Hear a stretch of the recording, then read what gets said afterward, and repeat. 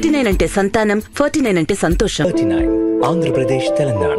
So మరి ఆ ఏడు పోయిన కుటుంబాలకి, ప్రాణాలకి కానీ వాళ్ళకి 7 కుటుంబాలకి ఎక్స్ప్లెనేషన్ ఏమైనా ఇమ్మన్నా 7 కుటుంబాలు దానికి సంబంధించినటువంటి ఏమైనా కొంచెం ఆదాయం ఏమైనా 7 కుటుంబాలకు కూడా చాలా అన్యాయం జరిగింది. నా ప్రగాఢ సానుభూతిని నిన్నే తెలియజేస్తాను, ఇప్పుడు కూడా చెప్తున్నాను. ఆ కుటుంబాలకి ప్రభుత్వం ఆర్థికంగా 25 లక్షలు ఇది చాలదు. అది ₹1 కోటి చొప్పున ఇవ్వాలి, ఉద్యోగాలు కూడా ఇవ్వాలి.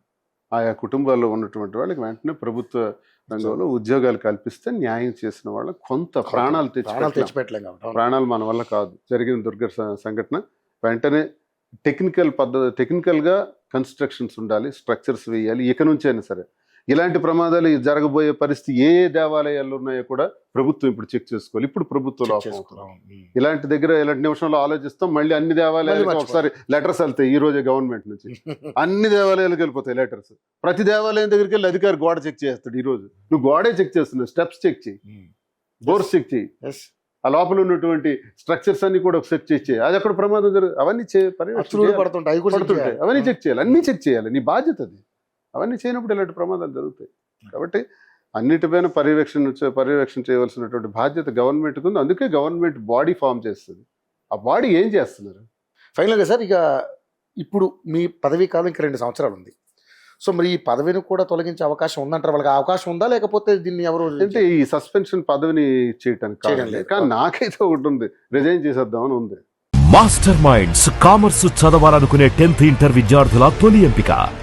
నాకు కూడా ఇదిలో ఉండడానికి కూడా సస్పెండ్ అయిన తర్వాత ఎమ్మెల్సీగా నేను ఎందుకు ఉండాలి? రిజైన్ చేసేస్తామని అనుకుంటున్నాను. కానీ కొంతమంది పెద్దలు నాకు, నువ్వు రిజైన్ చేయటం వల్ల ప్రోస్ అండ్ కాన్స్ కూడా ఒకసారి ఆలోచించు. ఇది ఎవరికి ఉపయోగం అవుతుంది, ఎవరికి నష్టం జరుగుతుంది, ఎవరికి లాభం జరుగుతుంది, ఈ టైంలో ఇది ఏ పార్టీకి అనుకూలత అవుతుందో అన్నది ఒకసారి ఆలోచించుకొని చెయ్యి బ్రదర్. కంగారు పడిపోయి చేసేకు.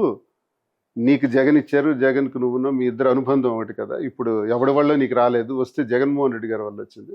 జగన్మోహన్ రెడ్డి గారు నీ గుండెల్లో ఎప్పుడూ ఉంటుంటారు.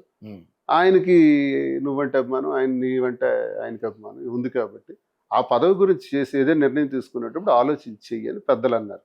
కొంచెం ఇమోషనల్గా వెళ్ళి రాజీనామా చేయడానికి లెటర్ కూడా తయారు చేస్తారు. మళ్ళీ అలాగే ఆగాను. సరే, ఉంటుంది ఆ కోపం ఉంటుంది, ఆ బాధ ఉంటుంది. కోపం కంటే ముందు బాధ ఎక్కువ ఉంటుంది. ఎందుకంటే ఇంత కష్టపడి చేసిన మనల్ని ఈ పరిస్థితి తీసుకొచ్చారనే ఫీలింగ్ ఉంటుంది డెఫినెట్లీ. సార్, నేను కూడా నా సలహా ఏంటంటే సార్, చిన్నవాడిన పెద్దవాడిని కొంచెం నెమ్మదించండి. కొంచెం నెమ్మదిస్తే, ఎందుకంటే మీరు చాలా కష్టపడితే ఆ పదవి వచ్చింది. ఎన్నో 25 సంవత్సరాల పోరాటం ప్రజల్లో ఉన్నారు. కొంచెం ఆచితూచి అడుగులేస్తాను. ఎందుకంటే మీరే అంటున్నారుగా తాత్కాలిక విరామం అని. ఏమో విరామం తాత్కాలిక ఎందుకు కంగారు పడ్డా? రైట్, ధైర్యంగా ఉండండి. Thank you very much. But కొంచెం లేట్గా స్పందించారైనా కూడా మనకి పూర్తి స్థాయిలో మనం తీసుకోగలిగాం, దీని మీద వివరణ తీసుకోగలిగాం. ఎనివే, గుండె ధైర్యంతో ఉండండి. మీ ప్రజాక్షేత్రంలో మీరు ప్రజలతో ఇంకా మమేకంగా ఉండి మీ కార్యాచరణ ముందు తీసుకెళ్ళండి. Thank you sir. Thank you. So Duvvada Srinivas గారు, సరే, ఆయన దాదాపుగా 2006 నుంచి ఆ నియోజకవర్గంలో ఎన్నో వివక్షలకి గురవుతూ వస్తున్నప్పటికీ కూడా, సరే, పార్టీని నమ్ముకుని పనిచేసిన పార్టీ ఈరోజు పక్కన పెట్టడం అనేది ఎవరికైనా బాధ కలిగించే విషయమే. బట్ ఆయన చాలా ధైర్యంగా ఉన్నారు. కోపంతో అసలు రిజైన్ చేద్దాం అనుకున్నారు కానీ, బట్ కొంతమంది సలహాతో ఆగుతున్నారు. కాబట్టి చూద్దాం ఏం జరగబోతుందో. బట్ ప్రజలతోనే ఉంటారు, ప్రజలతోనే మమేకమై ముందుకు సాగుతారు. అది స్వతంత్రుడిగా అయినా సరే ముందుకు వెళ్తా అని చెప్పేసి మనోధైర్యంతో మాట్లాడుతూ ఉన్నారు. మాస్టర్ మైండ్స్ కామర్స్ చదవాలనుకునే 10th ఇంటర్ విద్యార్థుల తొలి ఎంపిక.